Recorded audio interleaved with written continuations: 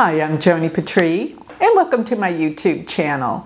Well, today I want to talk about the full moon that is going to be happening April 1st. So it's actually April Fool's Day, but that full moon is going to be in Virgo, 18 degrees. Now, remember, I am a sidereal Vedic astrologer. I'm talking about the placements in sidereal astrology, which is different than Western. It's in a different sign, but here's the big thing about it. It's in the nakshatra called Hasta. Hasta means hand, and it means to really hold on to things, to grasp onto things. It's an intense and powerful nakshatra. And being in Virgo, Virgo is ruled by Mercury. And of course, this is the full moon, so the sun is opposite in Pisces and 18 degrees. So we've got really, the moon is ruled by Mercury in Virgo, and the sun is ruled by Jupiter by being in Pisces. So this accentuates Mercury and Jupiter, which on this day, they're actually in a pretty perfect trine on this day, which means things are moving forward in the area of travels, communications. Mercury is now direct after it was obliterated by Rahu and Mars in the last part of March. So this is like a breath of fresh air that I think this is bringing, although we're not out of the water yet. But it is getting better. Let me put it that way at this point. Things are getting better. People are able to come together with some resolve and conclusion and to make things work instead of fighting constantly against each other. This is what this full moon brings together, and it sheds light on things. Remember that a full moon is all about lighting up the darkness, lighting up the dark sky. So we have this full moon that's fully bright, but here's the issues that I see with it. Even though I see progress, things moving forward, great mind and intelligence making things work, it's still in the signs that can deal with, well, Pisces can be the victim consciousness, and Virgo can be the victimizer, believe it or not, the critical, the focus on criticism and detail, while Pisces is a complete opposite.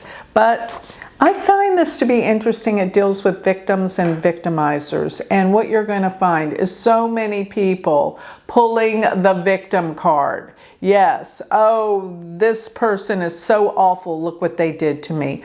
Look at this company. Look what they did to me. Look at the president. Look at the politicians. Look at the county I live in. Everything's terrible because of what they're doing, and it's affecting me. That's a victim. When you continually blame things outside of yourself, then you're playing a victim. And you may think, yeah, but they're doing, no, you got to take things back to be fully responsible. What did you do on some level to cause what's making you unhappy in your life?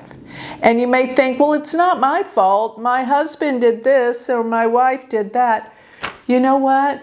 You attracted them so you could learn a lesson about yourself. Maybe what they're doing is not right, but you got to learn. There's a reason why you're attracting that, because there's something for you to see in the relationship. That is a mirror that's going to teach you more about yourself so that you can grow in every way, spiritually, mentally, emotionally, everything, when you take your power back to change your life instead of casting blame outside yourself.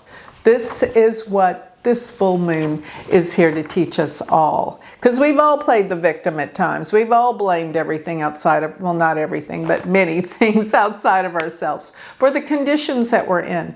Use this full moon for a wake up and awareness to see what it is that you are doing that's causing your issues. Because let me tell you something, nobody can change your life circumstances but you. If you're expecting other people to come in and save you, think again. It's not going to happen. You are in charge of your own life and your own destiny. Take charge. This is the time. That's what this beautiful full moon is all about. Hasta is strong and vivacious and powerful. I love that full moon. So looking also around this time, we have Mercury's moving away from Rahu. Thank goodness. That was a terrible lineup towards the end of March, the last few weeks of March. Now it's moving away. And even Saturn and Neptune are getting a little break from each other. Saturn is at this time 11 degrees and Neptune's 8 degrees. They're still pretty close, but the further they get apart by the end of this month, you'll see a big change in the world. There will be no longer all the illusions that people are so steeped and full of and can't get away from. The reality, the truth will come where people can make better choices.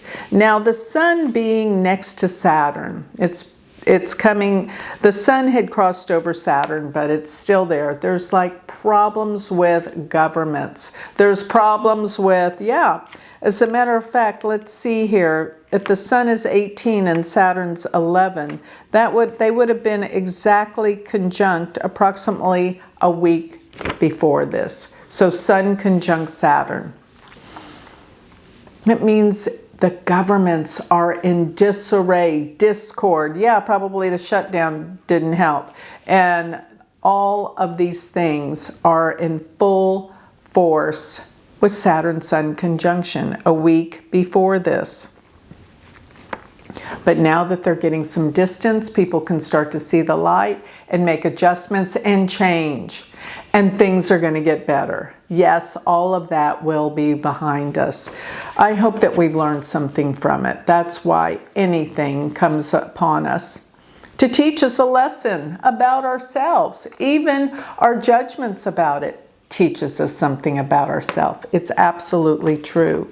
So looking at this, I also want to take note of the fact that Jupiter's been aspecting all these planets in Aquarius, and that means that the stock market will continue to grow. Yes, it'll go up and down for a little bit. Let me tell you something.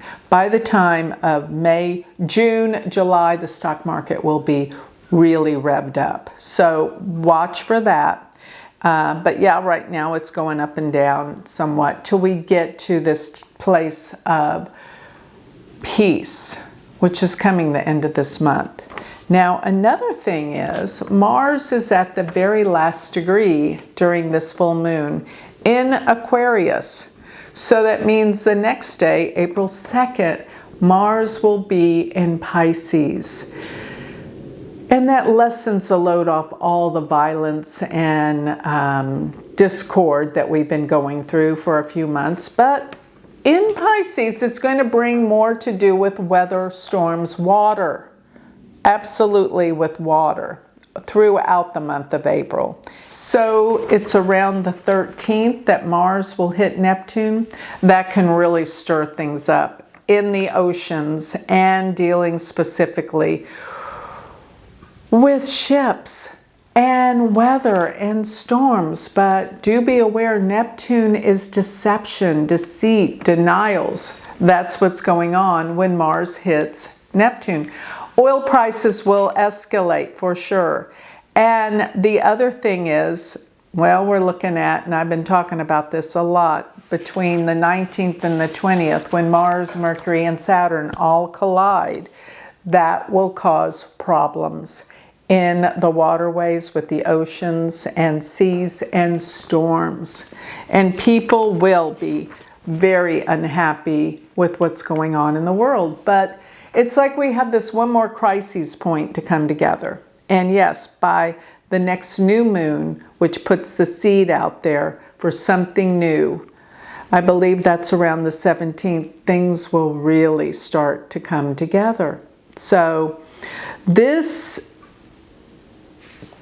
full moon is really what's bringing out, it's really bringing out a lot of the things where it's shedding light on the truth, the reality of what was really going on. We were kind of in the dark till this full moon brought it to our awareness. Now we can see clearly. Now we can make better choices, because this is the power of a full moon. But particularly in Virgo, Virgo is about seeing the details, getting the answers, scrutinizing, really getting to the bottom of things. And it will bring answers. Answers we didn't know about.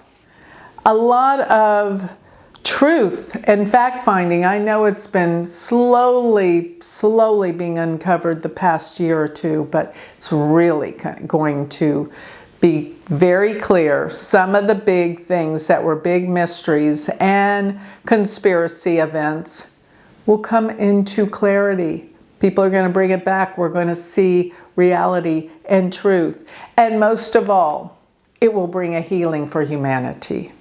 So with that, I think I'll close. If you would like to learn more about me, if you want to know about my school, go to universityofvedicastrology.com and you can become a Vedic astrologer. And don't forget, if you want all of this written out in a transcript form, go to my website, go to galacticcenter.org, and you will get my free newsletter every week.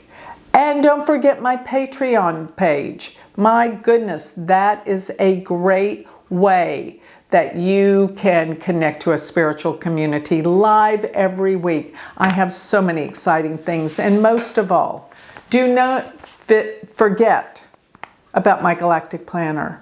It is being updated and new, and everything about it is going to be state of the art.